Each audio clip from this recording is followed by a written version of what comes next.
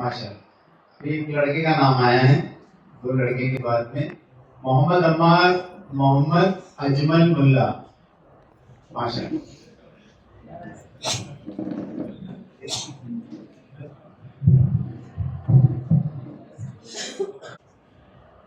نحمده ونصلي على رسوله الكريم. أما بعد أعوذ بالله من الشيطان الرجيم. بسم الله الرحمن الرحيم. لن تنالوا البر حتى تنفقوا مما تحبون وما تنفقوا من شيء فإن الله به عليم. محترم صدر جلسہ, معزز اکرام اور عزیز طالب علم ساتھی, السلام علیکم ورحمۃ اللہ وبرکاتہ.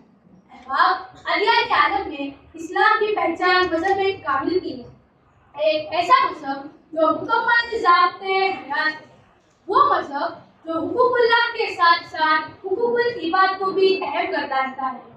کمزوروں کی حفاظت اور ضرورت مندوں کی حفاظت کو ایمان اور تقوی کی علامت قرار دیتا ہے, اور یہی وجہ ہے کہ اس کے ماننے والوں میں وقف جیسی عظیم روایت کا ظہور ہوا.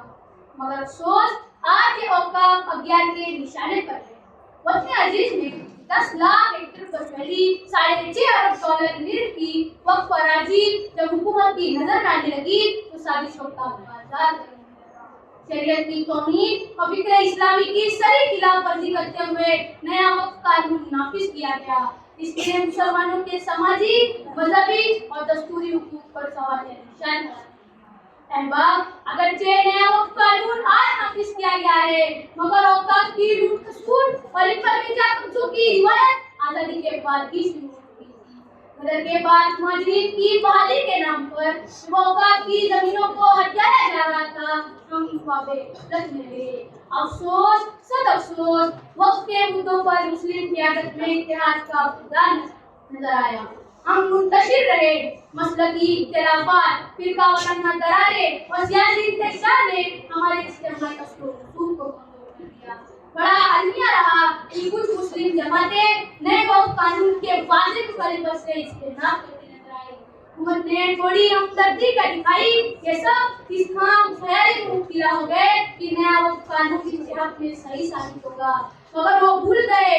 اور جب بھیڑ کو ایک گا اٹھانا دے کے مارے گا, اور جب بھیڑ کو ایک گا اٹھانا دے کے مارے گا, سنو ہے مچھلیوں تم کو وہ چارہ دے کے مارے گا. نہ ہونا شاد کی کھالو کی مہربانی سے, بڑا چالاک دشمن ہے سہارا دے کے مارے گا, بڑا چالاک دشمن ہے سہارا دے کے مارے گا.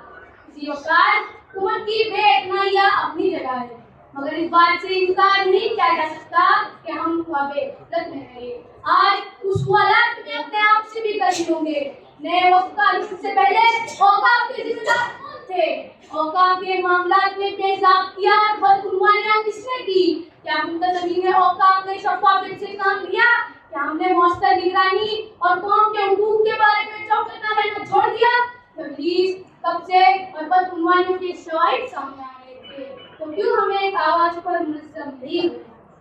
سامعین, وقت کا تقاضا ہے ہم اپنی خامیوں کو پہچانیں, مستعد ہو جائیں, کیونکہ نیا وقف قانون تو ایک ٹیزر ہے. ابھی CAA, NRC اور UCC جیسی آفتیں ہمارے تعاقب میں ہیں. بس اتنا ہی کہوں گا, غم اپنا جہاں پر کو سناتے کیوں ہو, غم اپنا جہاں پر کو سناتے کیوں ہو, بہر امداد زمانے کو بلاتے کیوں ہو. متحد ہو تو بدل سکتے ہو دنیا کا نظام, منتشر ہو تو کٹو شور مچاتے کیوں, منتشر ہو تو کٹو شور مچاتے کیوں. والسلام ورحمۃ اللہ وبرکاتہ.